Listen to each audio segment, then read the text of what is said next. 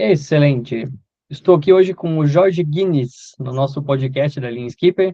Eu me chamo Thiago Mansi, eu vou entrevistar hoje o Jorge, que é o fundador da Guinness Boats, uma startup, mais uma startup no mundo náutico, que está com uma proposta bem interessante, bem diferenciada dentro desse universo de possibilidades do mundo náutico. Jorge, para começar a nossa conversa, eu gostaria que você se apresentasse, o tempo é seu, o microfone é seu, da maneira que você bem entender. Quem é Jorge Guinness? Bom, primeiro aí, obrigado, Thiago, pela oportunidade. Obrigado aos telespectadores que nos estão vendo ou ou vão nos ver no futuro. É um prazer estar aqui apresentando o nosso projeto, né? Eu atuo no ramo náutico há uns 15 anos, mais ou menos. Eu era investidor em uma fábrica no Brasil. E quando eu me mudei, vivo hoje há 6 anos em Portugal. Quando eu me mudei para Portugal, eu vim com o intuito de montar uma fábrica aqui também, né? Trabalhar no ramo náutico, que é a minha paixão.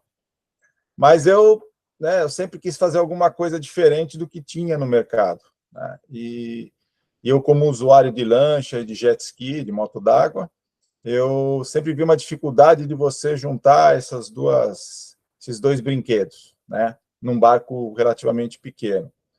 E depois de muito estudar, muito pensar, né, eu desenvolvi um sistema de suporte de motores de polpa articulado, e com isso você traz o melhor dos dois mundos para os barcos, né? Os barcos que utilizam motor de polpa, que por um acaso são 90% do mercado mundial hoje é motor de polpa. As fábricas estão até forçando uma situação para os fabricantes de lancha utilizarem esse tipo de motorização. E, no fundo, são os melhores motores para os barcos, né? Eles são mais leves, são mais eficazes, a manutenção é muito mais simples, né? Barco parado, você pode tirar ele todo da água, a rabeta toda da água, né? Não fica estragando. Aqui na Europa, a gente vê muito disso. São poucos os marinas que têm garageamento, né? Você tirar o barco da água, principalmente aquelas engavetar, né? Colocar nas prateleiras. Então, eles deixam muito barco na água aqui, e o motor de rabeta na água, você sabe que acaba destruindo, não tem muito o que fazer. E os motores de polpa são a melhor situação, porque você consegue tirar ele todo fora da água. E aí, pensando nisso, né, a gente desenvolveu esse suporte, né, e eu sempre acreditei de fazer alguma coisa para nichos de mercado, né, e aí desenvolvemos algumas peculiaridades no barco, que o primeiro é um primeiro barco de 33 pés no mundo que você consegue guardar uma moto d'água, um jet ski. Nós também aproveitamos uma ideia que eu vi, né, na internet, e desenvolvemos um suporte para movimentação de pessoas com mobilidade reduzida, né? Inclusive, a gente consegue colocar a pessoa como piloto do barco, né? Conseguimos retirar ele do barco, colocar na água para aproveitar, né, aqueles momentos. Então, é um barco pensado para atender alguns nichos de mercado, mas, logicamente, vai atender também a população, os usuários como um todo, né? Entendi. No sentido de colocar um jet ski, por exemplo, ou dar acessibilidade a pessoas, o que que existe como problemática no mundo náutico, nos barcos que existem no mercado, com relação à solução? O que que concretamente você fez para tornar isso viável? Bom, falando em barcos menores, quando a gente diz, é um barco de 33 pés, não é um barco pequeno também, né? Mas é um barco que você não consegue, até hoje, guardar um jet ski. Você precisa de barcos maiores, hein? Os barcos de quase 48, 50 pés, alguma coisa assim, que já consiga ter uma plataforma submergível. Então, são barcos de tamanho bem maior, que aí acabam trazendo outras consequências, né? Um custo maior de manutenção, um custo maior de garageamento, mais marinheiro, mais cuidado e tudo mais. E você sabe que num barco, tudo que está lá vai dar problema em algum determinado momento. Então, quanto menos coisa, quanto menor o barco, menos custo e menos problema você vai ter lá no fundo, né? Lá no futuro, né? E é isso. Interessante. E o que Editar, né? que, como que faz para, num barco de 33 pés, então, de poder colocar um jet ski? É pela lateral, é com guindaste, por cima, por baixo? Enfim, qual o mecanismo que permite colocar um jet ski dentro de um barco? Tá. Ou tirar, né? No caso, o nosso sistema, ele é articulado, né? Então, quando o barco está parado, você consegue movimentar os motores para a lateral do barco e você abre todo o espaço da polpa. Então, você tem, como eu tinha falado anteriormente, acho que eu nem complementei, você tem o melhor dos dois mundos no barco, porque você pode utilizar os motores de polpa e, quando eles não estão sendo utilizados, você movimenta eles para a lateral do barco e você tem a polpa toda aberta, né? Não só para o jet ski, mas para a utilização do lazer, né? Existem alguns estudos que nós estamos fazendo também para a área militar, né, juntamente com uma empresa especializada aqui da Europa. Nós estamos desenvolvendo também um sistema eletrônico que vai entender que quando o motor está do lado do barco, ele vai inverter a posição, o comando, né, dos motores, para você continuar podendo utilizar os motores para manobras, né? De qualquer forma, o motor já vai estar funcionando quando estiver na lateral, porque a instalação dele continua a mesma. Mas ele fica invertido, né, a posição, porque o motor vai estar invertido. Então, nós estamos desenvolvendo um sistema que vai entender isso. E é isso. Você perguntou mais alguma coisa? Eu esqueci, desculpa. Entendi. Não, o que é o mais desafio? O que está sendo o maior desafio com relação a essa solução, justamente, de poder colocar os motores na lateral do barco? O que que por que isso não foi feito antes, digamos assim?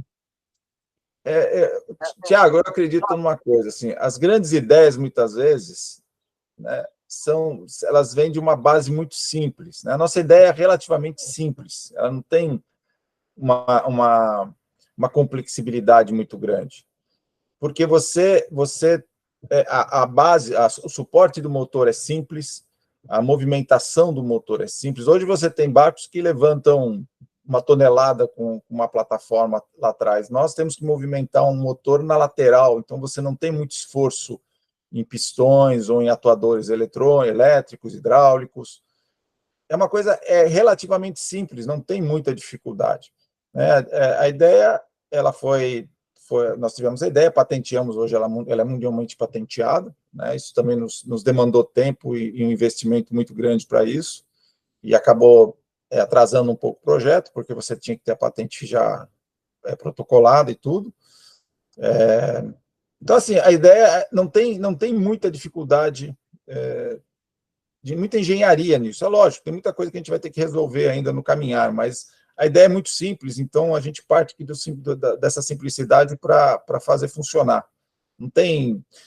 Hoje os motores já são eletrônicos, você tem poucos comandos que vão para o motor, você já tem direções elétricas, que nem o motor de Yamaha tem uma direção elétrica, então você já não precisa levar tubos hidráulicos para o motor para fazer a parte da direção. É pouca comunicação entre o barco e o motor, né? Uma vantagem do nosso barco também, porque como os motores não podem estar ligados um no outro, porque eles abrem, né? O nosso barco já vai ser entregue com joystick e piloto automático. E já é mais uma mais-valia, né? Nós falamos aqui em Portugal, para o nosso barco. Basicamente, o mesmo valor de um barco que não possui, um barco com os motores em colocação normais, né? E nós já vamos entregar esse barco com esses equipamentos. Então, você vai ter um barco que tem toda a vantagem do motor de polpa, e ainda você vai poder utilizar a polpa para o lazer. Você vai abrir lá, você sobe por trás, né, do barco, não tem muito problema com relação a isso. Nosso barco tem uma porta lateral também para ajudar, principalmente na locomoção, na movimentação das pessoas com deficiência, né? Elas vão subir no barco através de um cesto, né? E a gente consegue colocar, como eu disse, na posição de piloto, na posição de passageiro. Uma outra situação também, o nosso barco, ele pode ser, em vez de você ter essa garagem para o jet ski, você pode ter uma pequena banheira, né? Pensando naquelas pessoas que têm medo do mar, tem muita gente que tem medo de entrar no mar, então a gente pode, no momento que para a lancha, enche a banheira rapidamente, com a água do mar mesmo, a pessoa usufrui, depois esvazia e e pode continuar navegando. É uma movimentação rápida essa de encher e esvaziar. Porque também eu pensei também nos pais que têm crianças pequenas, que têm medo muitas vezes de colocar no mar, né? A pessoa pode se refrescar lá na piscininha, na banheirinha. Então, o barco ele é diferente de tudo que tem hoje no mercado. É um barco muito bem construído, em alumínio. O projeto foi feito pela BG, que é a antiga empresa do Cabinho, né? Hoje são dois Luizes, né, que tomam conta da empresa. Então, o projeto é muito bem feito, foi construído na Holanda por uma empresa muito renomada. Estamos trazendo agora o casco aqui para Portugal para finalizar ele, colocação dos motores e tudo mais. Legal. Então, visivelmente tem uma, uma procura aí a um conforto e uma acessibilidade em termos mais amplos, gerais, possíveis dentro do mundo náutico. Você comentou aí de acessibilidade para pessoas com necessidades especiais de mobilidade, acessibilidade para famílias, para crianças, para pessoas que têm medo do mar, super interessante. Então, tá realmente procurando respostas e alternativas às pessoas que hoje não necessariamente sentem a vontade para usar um barco, por exemplo. Super legal, parabéns. Obrigado. Dando um passo para trás e tomando um pouco de recuo, não olhando especificamente o produto, que é super interessante, mas o negócio. Você pode falar um pouquinho mais da história, de quando que começou, como que começou e a partir de qual momento você viu que aquilo realmente poderia se tornar algo maior do que um produto ou uma pessoa interessada em fazer um barco? Assim, como eu te falei, né, eu trabalho no ramo náutico desde 2011, né, em 2020, quando eu me mudei para Portugal, um pouco antes, né, já pensando em fazer alguma coisa diferente. Depois que a gente teve essa ideia, que a gente pensou muito sobre isso, né, patenteamos, nós realmente vimos que isso pode modificar, né, pode impactar em um percentual muito grande do mercado náutico. Porque, como eu disse, 90% hoje dos barcos no mundo utilizam motores de polpa. Logicamente que a gente não vai conseguir atender todos os barcos que utilizam motor de polpa. Também não, né, não é essa a nossa intenção. Mas que nós impactemos lá 1, 2, 3% desse mercado, já estamos falando de um mercado enorme, né, para o nosso tamanho e para o tamanho de qualquer empresa, né, porque hoje são milhares e milhares de empresas. O mercado náutico é uma coisa muito interessante. Você vai numa feira grande, você vai numa feira tem a feira de Mônaco e a feira de... Fugiu o nome agora. Mas se pega a feira, por exemplo, Fort Lauderdale, Miami, você vê centenas e centenas de barcos, e dessas centenas de barcos são centenas e centenas de fabricantes. Tem muito fabricante no mundo.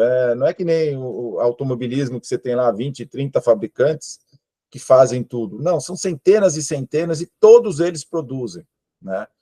Então, nós acreditamos no mercado, nós temos um potencial de realmente revolucionar a utilização dos motores de polpa, porque nós sanamos um problema que o motor de polpa trazia para quem utilizava esse tipo de motorização. E nós sanamos isso.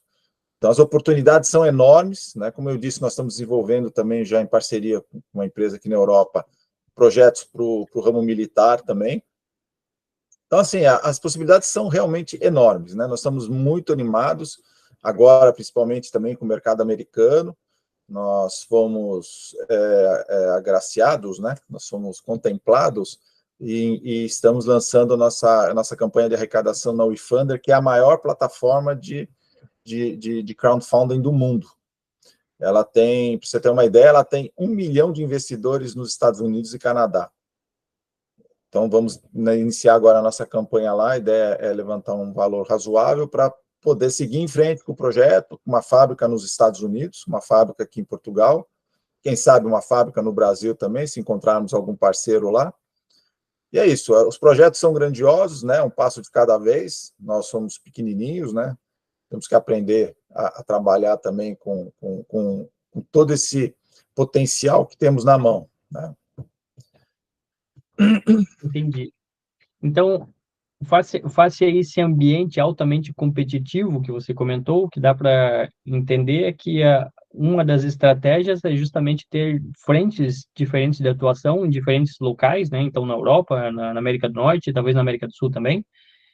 E existe outros elementos, outros fatores? Você foi atrás de parcerias para concretizar e tornar esse projeto viável face a essa competição? Ou ainda, quais são os elementos diferenciais que você encontrou ou que você está procurando para ter um negócio competitivo? Sim, né? Nós temos que nos cercar. Se nós queremos fazer um negócio bem feito e grandioso, nós temos que nos cercar de pessoas, né? E empresas e entidades que possam nos ajudar, né? Uma das pessoas é você, que adorou, que gostou da ideia também, que abraçou a ideia, né? E veio e entrou na equipe, né? Está nos ajudando bastante. Eu tenho minhas limitações, né? A parte, assim, vamos dizer, mais estruturar uma empresa, né? Você trabalhou em grandes empresas, né, durante muitos anos, conhece muitas fábricas, muitos modelos de negócio, coisa que eu não tenho. Os meus negócios sempre foram simples, né, relativamente simples, então eu não tinha eu não tenho essa experiência, essa bagagem para construir uma coisa, para fazer tocar uma grande empresa industrial, principalmente. Eu vim da indústria, né? Meu pai tinha uma grande indústria, eu adoro indústria, adoro chão de fábrica, mas hoje em dia, com as técnicas de administração, tudo isso, eu não tenho essa expertise, né?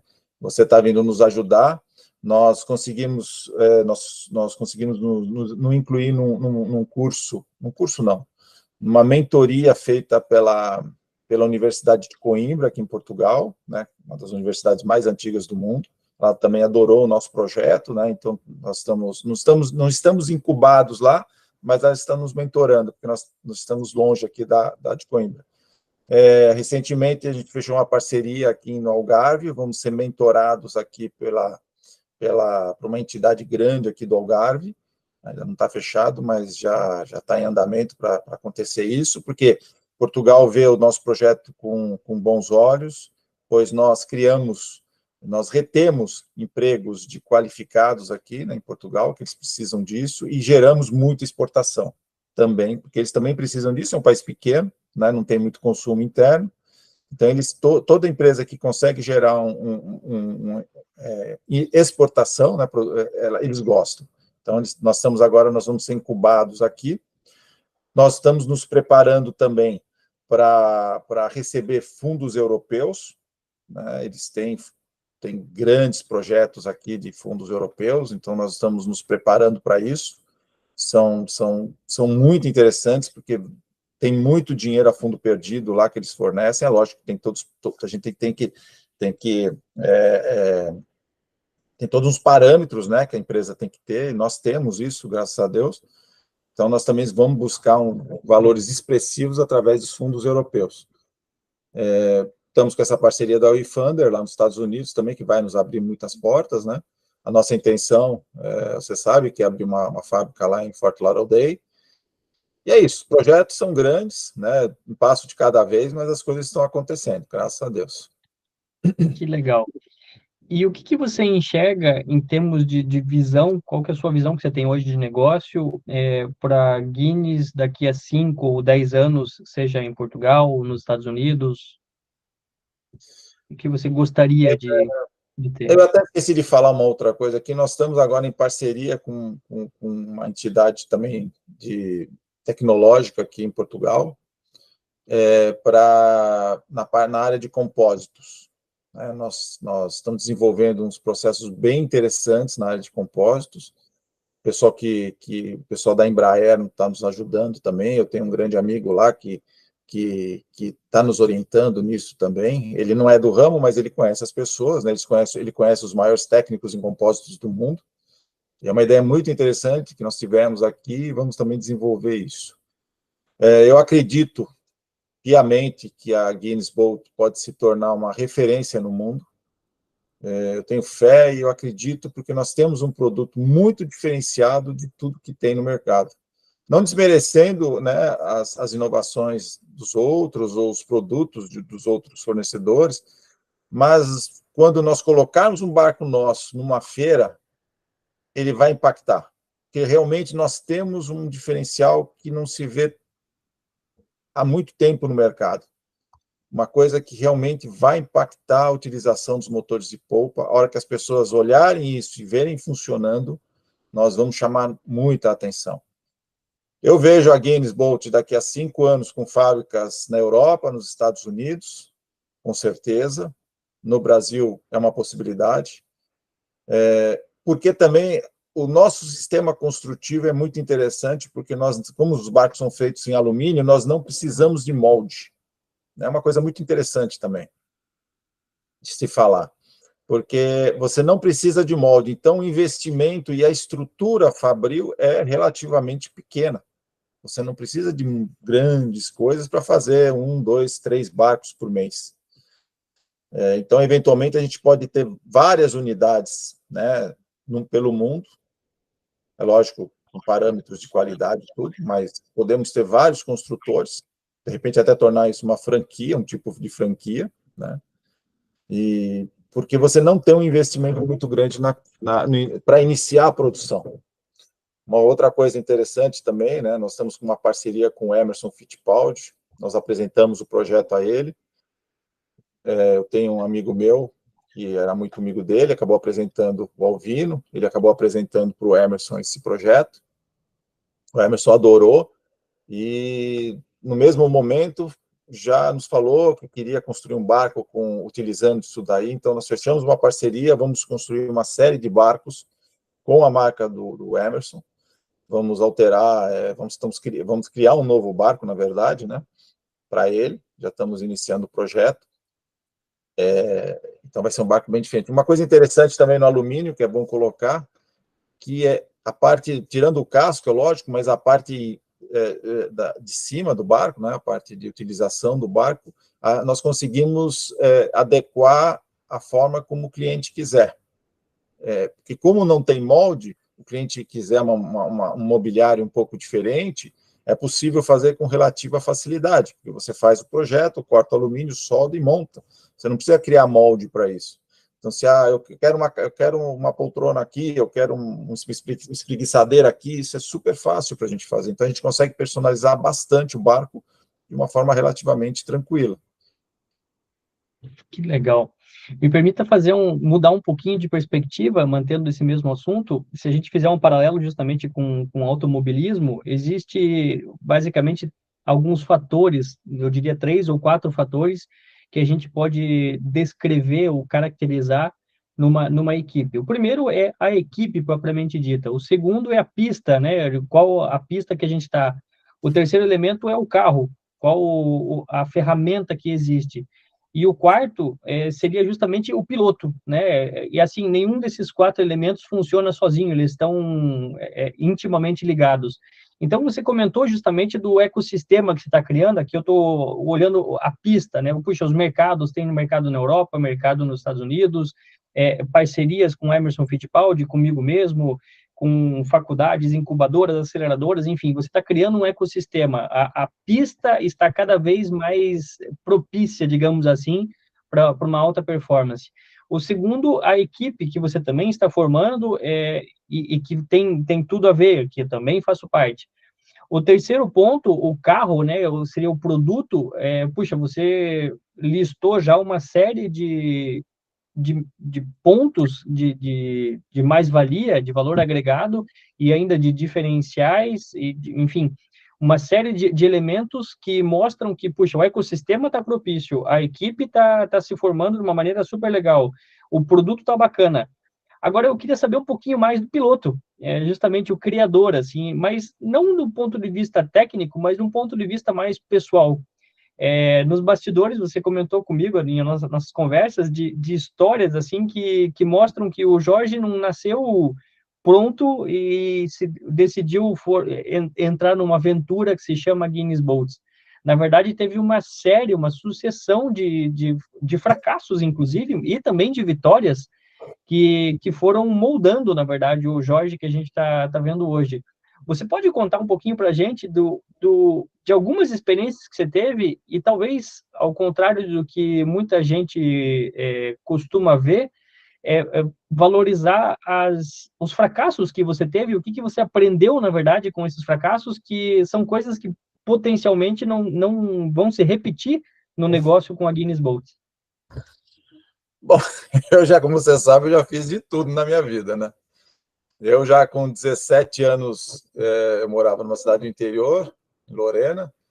Eu com 17 anos montei a primeira loja de computadores e videogame, né? Eu era formado em processamento de dados, me formei, né? Depois eu fiz pós-graduação em planos de saúde. Aí eu tive uma rede de lojas de tinta, que ela existe até hoje, por acaso, lá no Vale do Paraíba, chama Varejão das Tintas. Eu tive essa... Eu comecei ela, depois eu chamei um sócio para mim, o Marcelo, e o Marcelo faz 35 anos, está tocando a loja, tem bastante filiais, ele está uma rede que cresceu bastante. Mas o comércio não é para mim, eu sou da indústria, eu adoro indústria, eu nasci na indústria, eu adoro indústria. Fico fascinado quando vou ver uma fábrica, realmente isso me mexe comigo. O comércio é uma coisa boa, mas não era o meu mercado.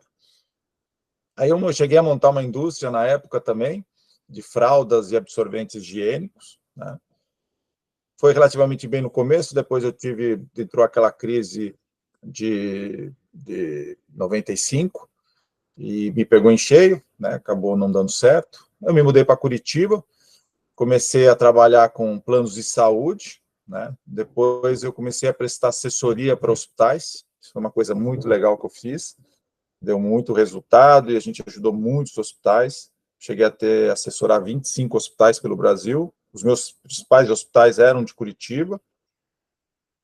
Foi muito legal o que a gente fez. Eu assessorei o Hospital do Cajuru, que é administrado pela PUC, o Hospital Evangélico, que ele era administrado por 11 entidades evangélicas, e também o Hospital do Trabalhador, que era da FUNPAR, da Universidade Federal do Paraná, também administrado pela universidade, pelo governo e pela Prefeitura de Curitiba.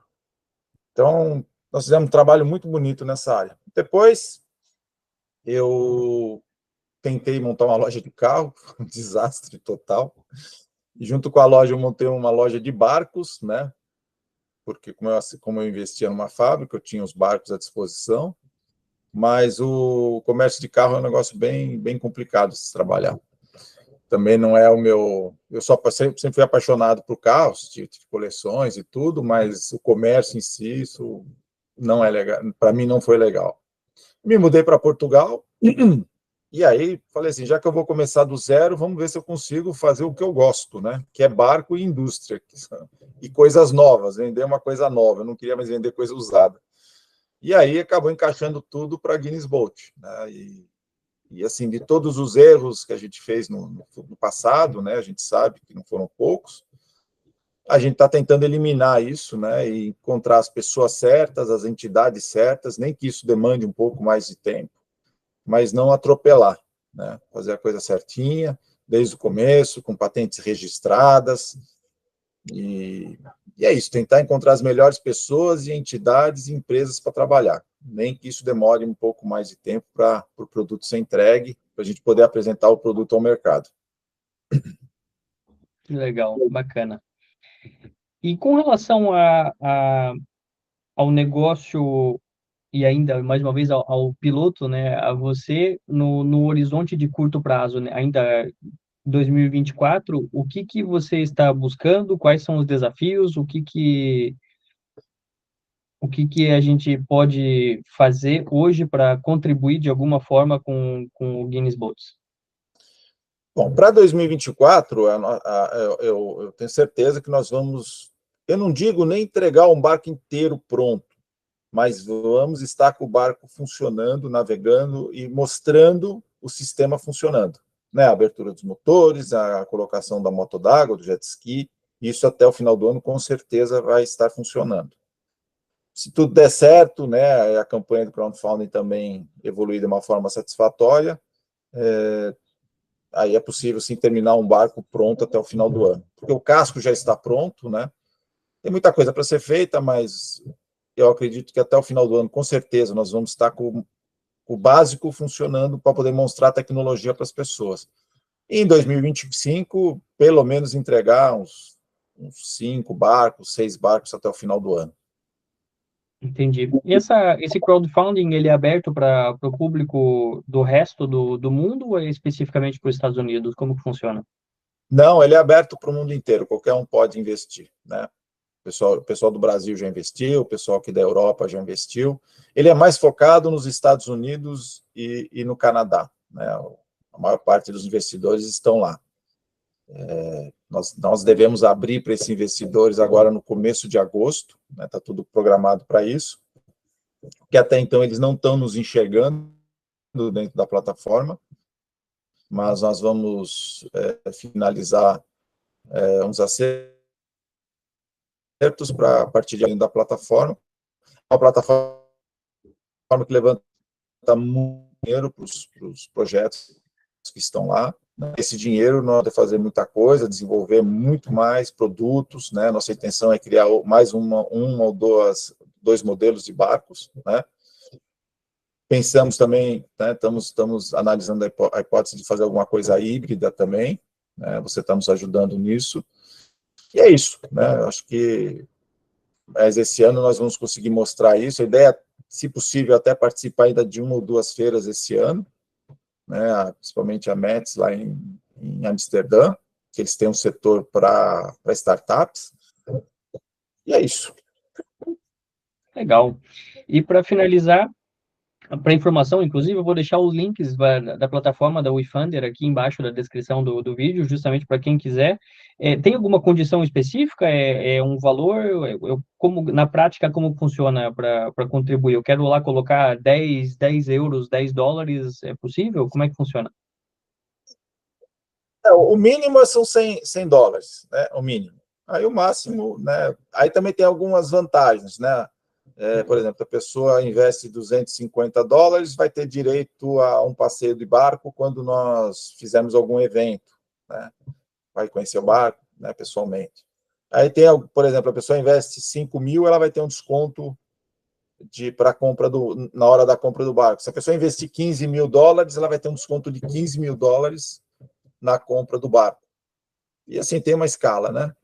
E a vantagem de você também, existe a possibilidade, né, de na hora que nós lançarmos isso efetivamente para o público norte-americano e canadense, de vir algum fundo e recomprar, né, fazer a recompra dessas ações que as pessoas compraram inicialmente, se elas quiserem, logicamente, um valor muitas vezes 3, 4, 5 vezes maior do que a pessoa investiu. Isso acontece, não acontece sempre, mas pode acontecer. Mais uma vantagem para você investir no começo. Fora isso, é o próprio desenvolvimento da empresa, o crescimento, esse equity vai sobrevalorizar, né? E a pessoa também vai participar dos lucros da empresa. É uma coisa bem interessante, né? As pessoas investem por dois motivos, um para investimento mesmo e outro porque gostam da ideia, né? E querem ver o negócio funcionar. Que legal. E finalizando, como é que a gente faz para saber mais sobre o Jorge, sobre a Guinness Boats? Aonde que a gente encontra vocês aí? Bom, a Guinness Boats, nós temos um site, né? guinnessboat.com. Né? Temos um Instagram ativo, bem legal, chama Guinness _ 33. Eu estou no LinkedIn, Jorge Guinness, né? Vocês me acham fácil lá. Acho que é isso. Então, agradeço muito, obrigado, Jorge, muito sucesso ao seu negócio. Eu acho que o Brasil e o mundo precisa de mais pessoas como você, justamente, com essa visão, essa ambição. E, obviamente, eu sou suspeito a dizer, eu acredito muito no desenvolvimento da indústria náutica como um todo e como um meio de proporcionar justamente experiências para as pessoas. Desejo muito sucesso, continuamos juntos ainda, conte comigo com essa jornada aí, que é super desafiadora, sem dúvida, mas eu acho que vai agradar muita gente a curto e médio prazo aí. Não, Tá eu bom? tenho que agradecer, Tiago, a atenção, né? A atenção do pessoal que nos aturou nesses 50 minutos aí, escutando as loucuras, né, que nós temos aqui.